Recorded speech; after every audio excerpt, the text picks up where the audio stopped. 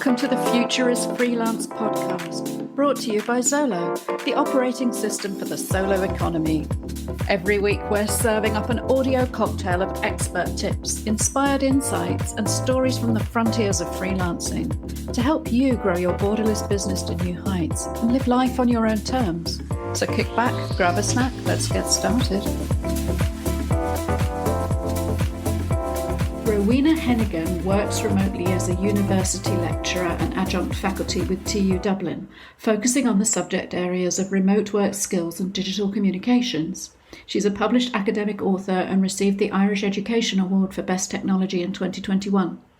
She's also a company founder based in Zaragoza, Spain, with her family, and her work is focused on remote work wellbeing via her consultancy RoRemote. They work with various corporate health insurance providers, and a key service is the one-to-one mentoring service, Remote Work Mentor, which is delivered by a team of qualified mentors and provides client mentees with remote work skills and technology tools and well-being.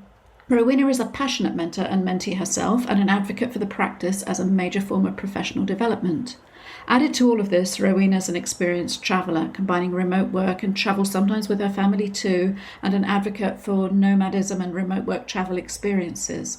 So you're going to love this conversation, where Ro talks about how she's grown her business around her own internal values and lifestyle, including the commitment to a young family, and how she's continually advanced the self-care and wellness agenda for solopreneurs and for everyone else. So welcome, Rowena. It's brilliant to have you with us. And I've been wanting to talk to you for a while because I know you've ended up working to provide services and support to a diverse range of remote workers and entrepreneurs.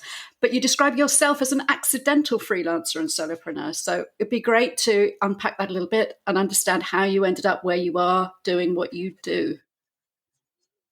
Oh, firstly, Maya, it's an utter pleasure to be here and really glad we're coordinated schedules to get this recorded. Super starting question, because like a lot of solopreneurs, freelancers, there's a background story. I was based in Ireland about 6 years ago with my young daughter, who was a toddler at the time, my partner, and I was contracting. I had a semi-permanent part-time relationship with the university that I'm still with, contract, and then I had another freelance contract. So I was contracting with two main clients back in Ireland. Our daughter wasn't very well at the time. She had bad asthma, really bad nights, really bad, lots of terrible sleep. And we took the decision, because my husband was working for a remote company, to move country completely for her health. So fast forward maybe 18 months after that, we find ourselves in Zaragoza, where I'm joining you today from, with a toddler. She was still only 3.5, and you know, it was a whole new world. And what happened then was the university came back to me and said, we'd like to keep you on as an international supplier. And that set a chain of events in action, where essentially the only way I could do that was to be autonomo in Spain, set myself up as a sole trader or freelancer in Spain. And I went ahead and did that just over 4 years ago. And for that first year or two, I had a couple of main clients, the uni being one, and one other freelance contract. But as my interest in remote work started to grow, I started to build a couple of other freelance projects. And that's where, as a contractor for many years in my career, at different times, I'm nearly 30 years in technology, I've contracted at various points during the first dot boom. I started to look at what I had, and it wasn't just that I was working for one or two main contracts. I was like, no, it's more freelancing now as things grew, and COVID really accelerated that. So even my label for myself, I contract for one or two key clients, to I'm a freelance business person that builds my business. And as that portfolio of clients really expanded, and as the team I needed to lean on, I think it was meeting you and other people in the community, the word solopreneur came along, and being more professional in how you do things suddenly became, some of it accidental, but some of it must needs be. That's how I had to work with my business. I couldn't do it all on my own. I had to build freelance support. I had to reach out and have community. All these things, which I think are very different if you've just one or two core clients, Maya. Definitely. And you've ended up carving out a unique niche for yourself in the work that you're doing within that space. And I know that a lot of that is to do with the sort of self-care and well-being aspects of being a remote worker, being a solopreneur. And it's brilliant that maybe one of the positive legacies from COVID is that well-being issues have received greater attention and higher profile lately. And it's wonderful to see big employers resourcing that properly now, perhaps for the first time. But what I really wanted to talk to you about was people who work for themselves, those of us who are freelancers and solopreneurs. I'd love to get your insight into what we can do to support our own emotional and physical health and really invest in our own well-being. How do you help people with that? And what advice do you have for our listeners? It all started with the academic angle of remote work. And so as I was becoming more remote myself in Spain and researching the whole area, I was fascinated by some of the research on competencies, on traits, that self-organization, that self-discipline, all those things that there's some great research out there. And also started that reading, that research, that interest led naturally into how we turn up, how we show up, our health. And you said it, that health and well-being and wellness. And there's a lot of hype around that, but nobody, it's so true. The big companies were looking to supporting it, but for individuals, there's not so much out there. And that's where, again, a bit of serendipity kicked in. One of my first big projects and inquiries just coming after the pandemic started was an insurance company. I've now got 3 large insurance companies who came to me and said, okay, you understand remote work. We're interested in well-being and employee assistance programs, but you now can join the dots because you've done remote work yourself for so long. You've researched it, you understand it. And we started to have this realization that how we turn up matters, whether we're healthy, whether we're well. But then when we're there, do we take breaks? And what's interesting is the merge between business motivation and productivity, Maya, where a lot of individuals and companies suddenly started to realize it's not just about being well, which is so important. I can't overemphasize it. But also if we work smarter, if we work strategically, where we know when we need breaks, if we move into a different room, if we organize our days where mornings is where we have the best focus, this list goes on, right? That we really can make a difference in how we can approach it all. But I think one of the biggest pieces of advice is whether I'm dealing with a corporate, whether I'm dealing with an NGO, whether I'm dealing with public sector, whatever, individual freelancers, a lot has been missed about that piece on self-responsibility and self-awareness. Okay, yeah. And values. And we start a business or we become freelance accidentally. But where is your internal compass of what you need each day? You love walking. I know you love to walk at lunchtime, for example. That's probably one of your non-negotiables every day, but it's what keeps you healthy. Some people with young children like myself, my non-negotiable, it's to walk my daughter to school, nearly the majority of all mornings. I get 20 minutes exercise. I have a lot of chitter chatter from her. I don't know if you know the donkey from Shrek analogy, but sometimes it can be like that. But it's that quality time with her, the walk out through the city parks. It's so nice. And again, no commute with remote work. I can do that. But I now see that as part of my health and well-being in every day, that I need to do that and I need it for my soul and for myself. Then I can give to work. So no matter who I'm coaching, working with, whatever organizations, that individual responsibility, because employers can only do so much. Teams and organizations can only do so much. We're all individual human beings who have that choice and flexibility. Most days we can add in using our calendars. And if I'm talking to the freelance community, you guys have more choice potentially for how you structure your day. And therefore, use that choice wisely. With the great flexibility of remote work comes the responsibility to know your internal needs, know your compass. And it really is true, Maya, that those small things every day, taking your breaks, having the walk in the morning, whatever it may be, they all add up. And a lot of people I work with, I'm not saying change is easy, but that's those little things when we can get them and add them in. And even if we lose them again, because we're human beings and things happen, that we have that self-awareness that someone goes, hang on, it's because I haven't been taking breaks, or it's because, I'm working in the evenings mainly now and that's when I'm more tired or whatever. And they can try and adjust and add back things back into the day. So That's my biggest piece of advice. And it sounds so simple and cliched, but it's often so Oh, difficult. the simplest things are often the hardest, aren't they? I love that self-awareness piece, because obviously once you dig into the why, it's so much easier to commit to the doing. And obviously your daughter needs to get to school in the morning. I remember those days. It's different with teenagers. They don't want to talk to you anyway. And they certainly don't want to walk with you.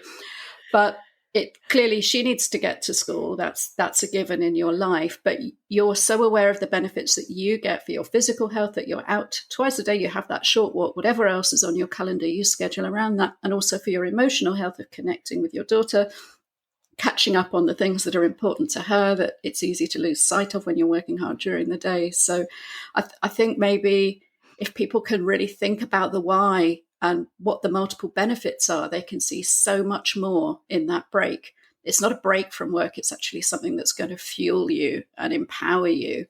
Exactly. And exactly. And the reframing of that, it will fuel you, it'll power you, it'll add focus, it'll add productivity.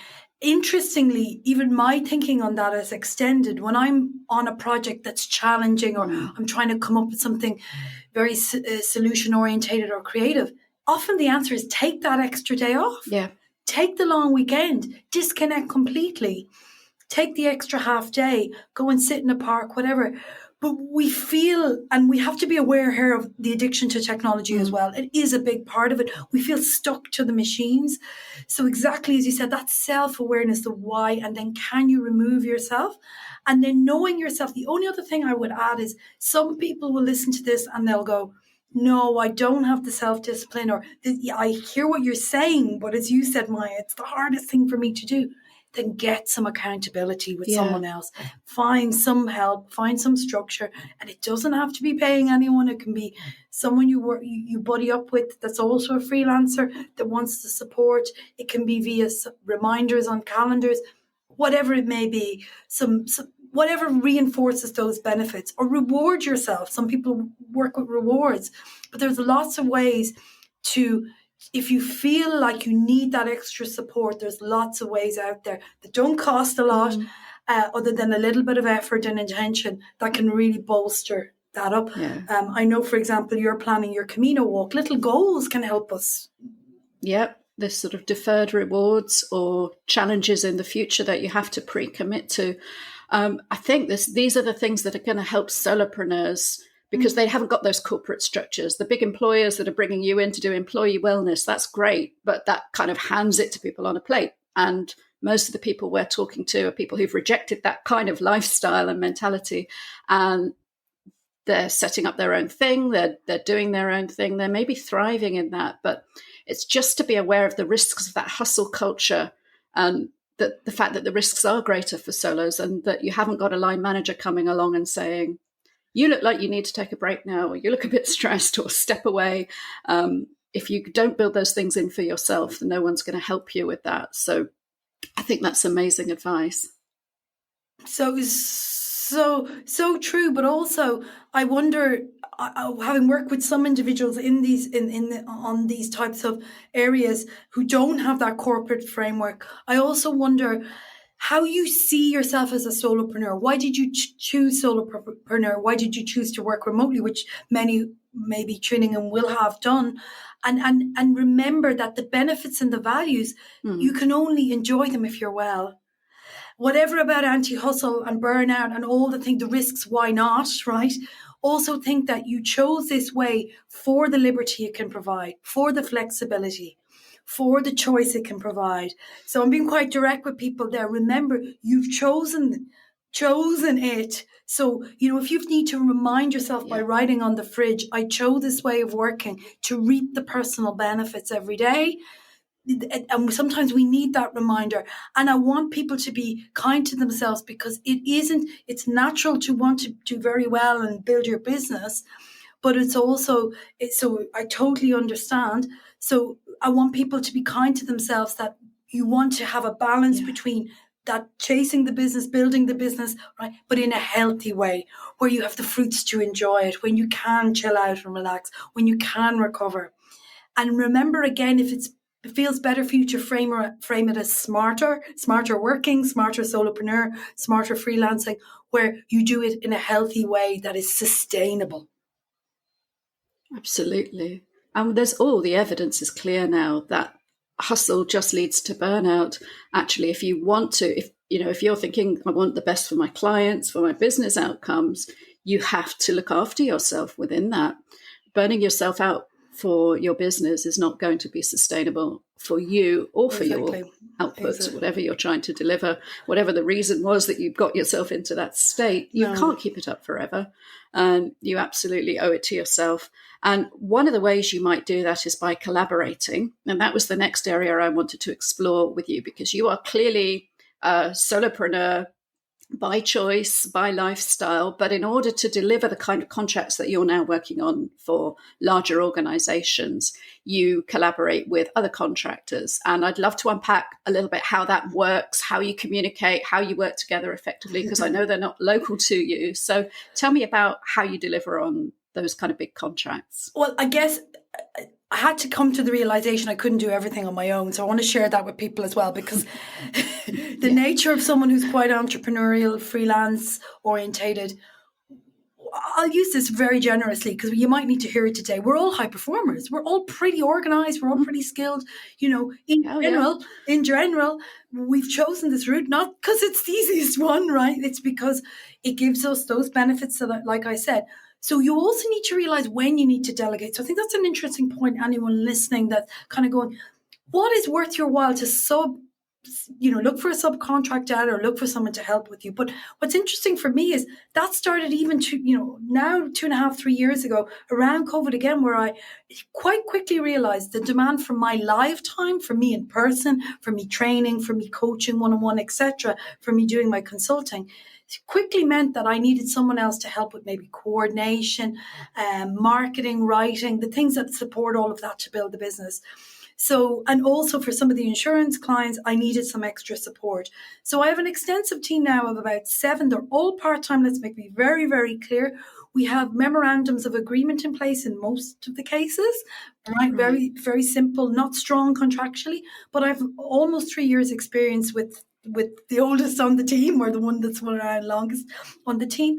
And it's worked really well. And most of them are freelancers as well. They have other projects, again, different models.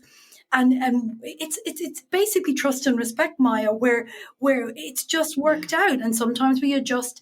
For example, to share very openly, I don't work much over the summer. July and August, I take nearly most of the time off. So again, I've known this from the start of. I didn't know it 3 years ago. I know it now. So I'd advise straight up, most of the contract that we'll work on will be between school terms, September to June. And, I've some sort of retainer in place depending on the nature of the work.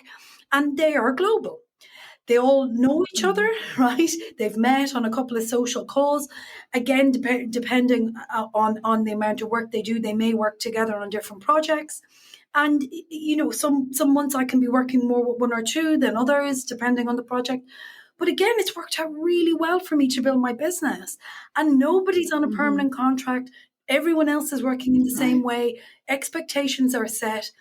I like to think that I'm encouraging them to be more entrepreneurial. And 2 of them have come back and said, because I've helped them in different ways, this has been amazing. I now feel I have a business that I don't, you're part of it, but I don't need you every day, Ro.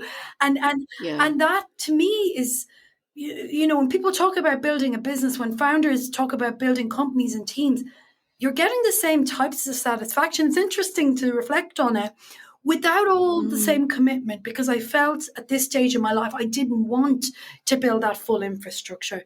So you can do it piecemeal with smaller building blocks. And also in the long run, it's why I'm still doing it. It's working really well. Build your business, build your clients, build those freelancer skills. And we're providing employment for everyone.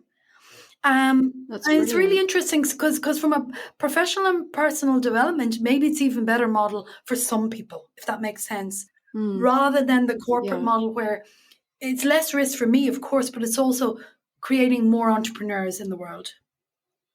Definitely. And I think there seems to be, again, I hope this is more of a pre-COVID kind of memory, that the way to grow is to employ.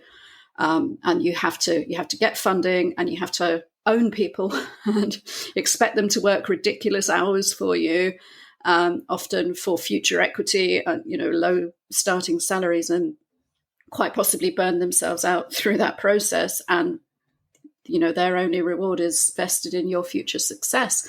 And while that can be a way of kind of contracting that loyalty, it seems to me so much more respectful and constructive to bring in people saying, I know what you're capable of, I know what I need from you, and we're going to collaborate on this more as peers. Mm-hmm. And it doesn't necessarily mean that, you, as you mentioned, memorandums of agreement, you've got to be very clear about accountability and disclosure and things like that. But we're all grown-ups, we can do that without having to put golden handcuffs on somebody with an employment contract, and also put that on yourself. I think a lot of us have experienced that relief over the last few years, that of not being an employer, of not being a manager, when the world is in such a state of flux, and the privilege of being able to work with contractors and work with people who share that mindset, that entrepreneurialism. In our very first episode with Alan Martinson, he talked about the growth of Solo's platform during the COVID years, because it was such a self-selecting group of creative entrepreneurs who could pivot fast, who could respond to changes in circumstances. And I guess when you choose to work with contractors rather than employees, that's the kind of mindset. Exactly. But also, I know, naturally I've been saying to them, and some of them have fed back to me, I've never had anyone who's given me such autonomy and trust. Right. So sometimes there can be a change there for the person if they're new, and one or two of them have been new. Mm-hmm. I have one person who was a master's graduate who's still with me 2 years on and creating her completely freelance business. She was based in Spain. She's now in Colombia, and she didn't know. She wanted to be in Colombia, and she didn't know whether she could be back in Latin America, and has been really grateful because this opened so many doors for her to look at. Yeah. So there's a whole element there of when you give that trust, you give that autonomy. Now, you did say memorandum of agreement. I will be clear, because obviously this is what I do every day, so I don't always see the detail. But we have performa documents. We have things on Google Drive operationally that make processes. We have for a lot of this, we have processes. We use Trello occasionally for projects. We use Slack. But again, I need to stress that it's part-time across 6 or 7 people at different points. Yeah. But it works. It works for me. I always wonder, what would my little training and consultancy business have looked like if I'd gone the other route, where I had 3 or 4 people permanently employed, but have failed because I had such a pressure to pay them, to contract them full-time or, whatever. Whereas this, certainly for me, suits my needs better. And I think that's really interesting thing to focus on, because I didn't straight away, my gut reaction was, in my late 40s, I don't want to be a founder. I don't want that pressure. Whereas still I'm looking at a very healthy income every year, but I'm also encouraging them to build their own income. Yes. And come back to me with suggestions if they have other projects, if they have other things.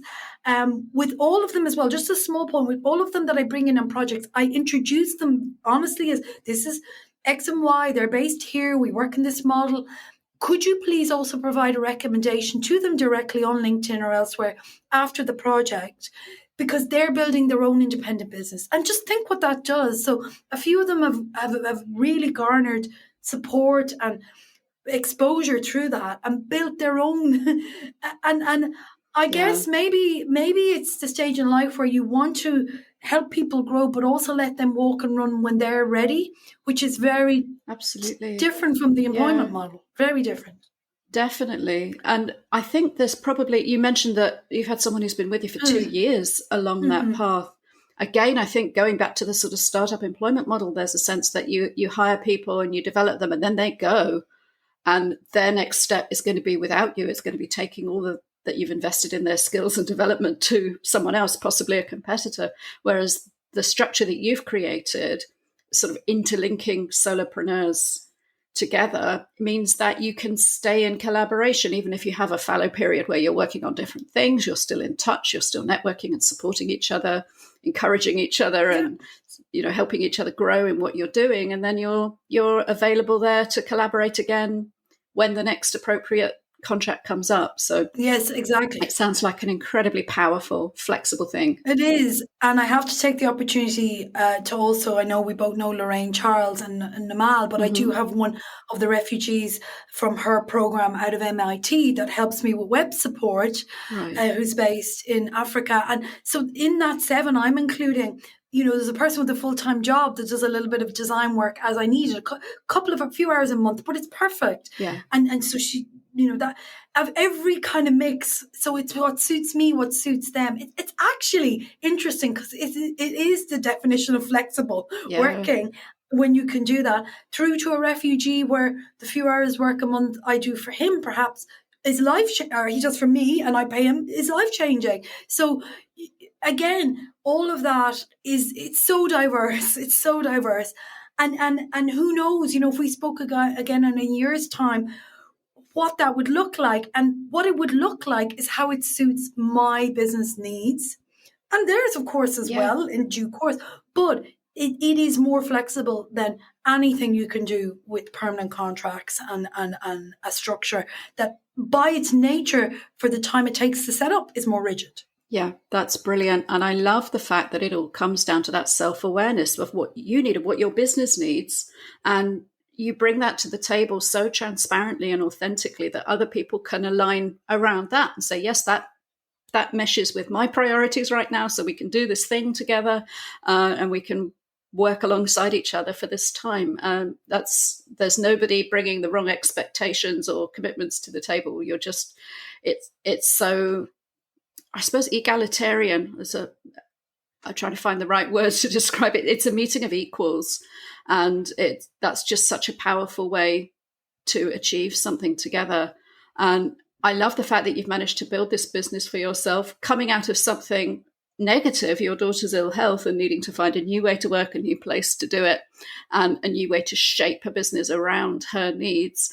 And I know that amongst all that, you've managed to travel a lot as well. And you're now both personally, because you travel with your family, and also because you're in demand as a keynote speaker and bringing these issues to gatherings and events. So I think this is something I find personally challenging, is managing the routines that support me well at home in terms of well-being, because I usually work from home and yes, I always get my walk and get my good nutrition and things like that. But how does that work when you're traveling? Because I don't do it as much as you do. Do you have any tips or advice you can share about how to combine that freedom with the self-care aspects as well? Totally.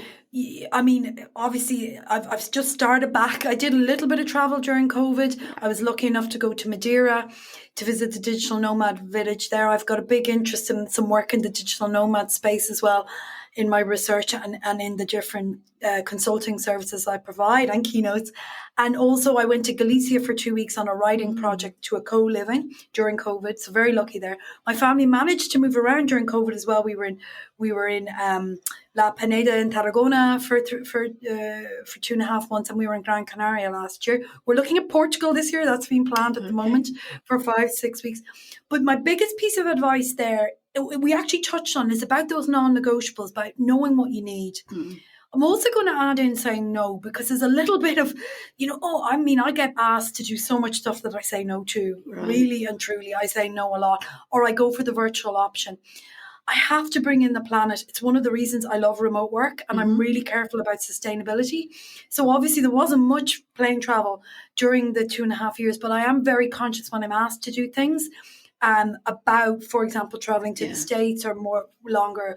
So some of my core values, who I've worked with a mentor as well, I know sort of they're my checkpoints. So when I say the non-negotiables, when I'm assessing a request, I'm already kind of going, will that take a lot of travel? What will the environmental footprint? So I'm maybe knocking something out quite early, if that makes sense, Maya, in that thought process. But also, where are they asking me to go? What will the food be like? What will the situation be like? How long is the travel? How tired will I be? Because I love my swims, my different things. So I'll be looking to, when I go to a place, not that it have to be super luxurious, but it's got, a good separate room. I'm not sharing with people. Just certain things where sleep. Sleep is amazing. So important. Yeah, but again, you know, if you're getting asked to go to something where there's major parties in the venue at night, there's like, so all I'm sharing is my experience with people where straight away in an initial couple of conversations about an invitation, I can already self-select and go, I know what I need. I need quiet time, as you know, extrovert that I might seem and with the energy. That's because I'm probably more on the other side where I love my quiet time. I love time on my You need own. to And recharge to do I need those to outgoing recharge. events and speaking and things like that. You need the Yeah, downtime in yeah, between. totally. And I've had an experience where I went to Croatia. It was a successful event, but on the second day, halfway through, I just knew I needed my downtime, and it was no problem with the organisers. I had done what I needed to do. It was very good feedback, and I just said, look, now I won't be at the dinner tonight. I'm really tired, and I want to go home, and I have a book that I want to finish, or back to the hotel. I want to. And you need to be, again, that self-awareness. We're back to the same thing. Where are you with those types of feelings so that you can and able to articulate it? Also, you have a big opportunity when you're planning travel, especially if it's with a client, to set their expectations. So I often would say, be clear at the start and say, I have another project or I have a personal commitment. I won't be available for the whole time I'm there in location. So I often have a paragraph I use like that straight up. I'm clear about my eating requirements because I've been vegetarian for 35 years. It's really important to me. So all those things. But if that resonates with people, I guess I think what we need to think is before we go into the health side and adding in the swim or the walk or whatever, you need to think about the fundamentals. Will you be comfortable in the place? Will you have sleep? Will you have the downtime you need? You won't be demanded on for the whole time. So clients expecting you to be in meetings the whole time. So know your limits there. So I think I'm answering it in a kind of maybe not common way, but I do think it's really important to know when you go in person, when you plan travel, what it is that you are okay with. Because when we're remote, sometimes when we go in person, I know you'll know this because we met at an event in person, that we find it very draining. Yes. We find it tiring. Great fun, but that actually makes it easier to overcommit, to burn yourself out. And I think for anybody listening to the audio rather than watching the video, I'll only go as far as to say Rowena and I aren't the typical digital nomad age demographic where you might think of this as a big festival and you're just going to be on for 36 hours or something. Those aspects of rest and nutrition and downtime are so important, as well as being solopreneurs. We have more than one client at any given time. We might need to attend to other things.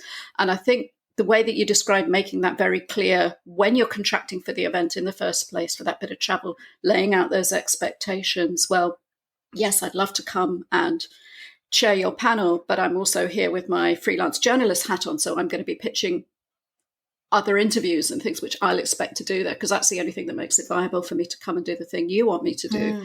And to just get all of that out on the table, we all understand then what the parameters are and we can respect each other's boundaries, personal and professional. And that just makes so much sense. And it's all part of this conversation of starting with knowing what you need and then communicating that clearly and unambiguously so no one gets surprised or disappointed or let down at any point because they knew what to expect in the first place. I think this has been amazing, Rowena. I'm so glad you shared all this and we've had this conversation. Thank you. And I think also we've an opportunity coming out of COVID. I did actually in one event, I think when I was going to Madeira, even though I knew Gonzalo and lots of the people, I did actually very clearly say, this is my first socialization opportunity in a long time. So I might spend some time in my hotel. You know, we're in a new world where a couple of sentences like that, people understand. Yes. So I'm conscious that people could be listening that are going, well, I'm planning for a first meeting or offsite or onsite with a client. So take all of this, add the 2 sentences in. That's your get out of jail card then. Definitely. If you feel a little bit tired or overwhelmed, and then we're back to that. You cannot get the self-awareness if you don't have the time on your own, if you don't have the reflection time, the recovery time. But I think in this new world, be clear about that up front, add it into the initial couple of exchanges. And then I think we feel better because we have a little safety net, because we need to remember we are entrepreneurs. And as you said with your journalist examples, being on or in client mode can be tiring. So be kind to yourself that you have that downtime as well. And that's actually just made me think that you could be doing that client the biggest favor as well by getting that conversation started, because we've all had a break from face-to-face events, which are starting to gather pace now. So we're coming back to it, very excited about seeing each other in FaceTime and events again. But we're probably all got some reservations about, can I remember how to do this? What did it take out of me? 2 years older and wiser. And maybe it just needs somebody to have the courage to be the one to bring that up and to start the conversation. So true. And in one case, I remember saying that, and I had someone say, well, actually, I haven't seen my daughter for 2 days, one of the event organisers, or child. So they went, you're right, I'm going to go home a bit early. I can remember that. So, once you bring that up, but I think, how many people are listening that have thought about that? What are my needs if I decide to travel and go to an event? How can I preempt that? So if you're listening and it resonates, you could write a few sentences down and pop it in as a reminder. And it just means you would add it into that chain of conversation. And it's a really, really useful one. And COVID, for all the negatives, this re-entry, when we re-entry, we have a chance to reset. Brilliant. And once you've set that with that client, they're going to know, actually, I've had someone say to me, I get it. You're so professional when you're in person, and I said, exactly, we all need time to recover. Brilliant. It's not about being weak. It's not about it's about explaining. And exactly to your point, Maya, you could be, by opening that conversation, that exchange, you could be opening the door to them as well, for them to say something. Fantastic. And it's a wonderful way of living healthy and well in how we work too.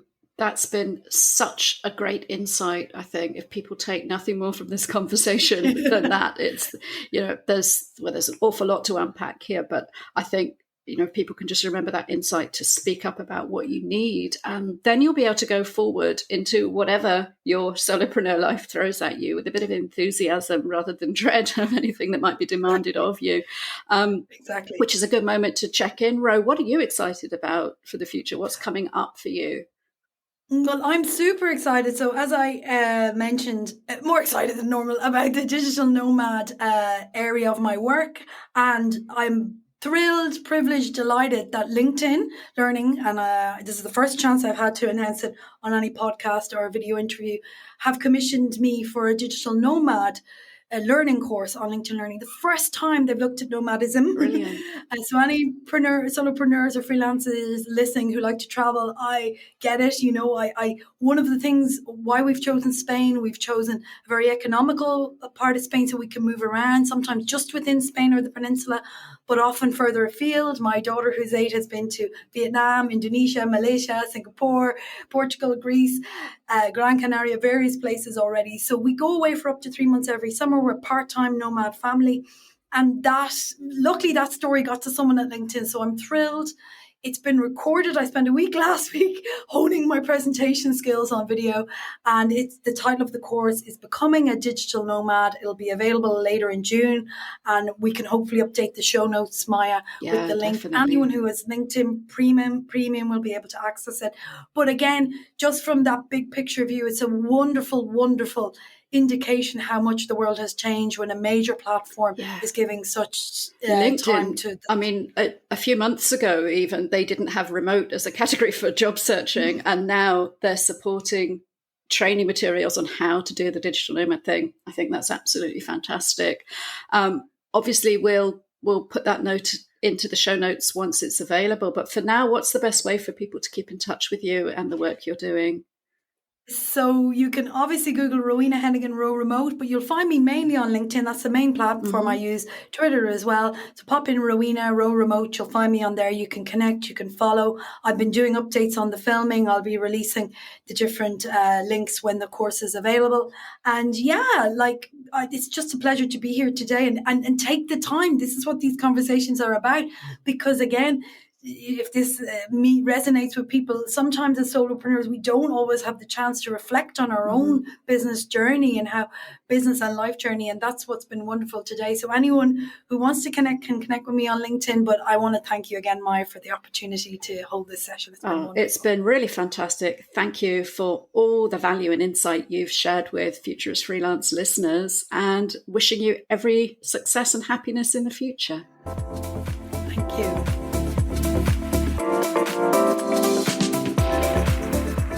You've been listening to the Future Is Freelance podcast, brought to you by Solo.io, who offer compliance, taxation, invoicing and admin solutions for fiercely independent solopreneurs across the globe. From simply getting paid to launching a full EU-based limited company, Solo has you covered, thanks to Estonian e-residency and a superb suite of streamlined business software. If you enjoyed the show, please like, rate and comment, and subscribe to our feed wherever you get your podcasts.